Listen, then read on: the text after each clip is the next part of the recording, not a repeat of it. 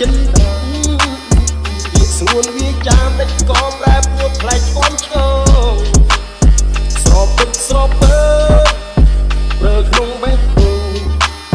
ក្រែងថានួនល្អងអូនមានជំងឺធំអារម្មណ៍ពីកុហកច្រើនដងបងយល់ថាជាការពិត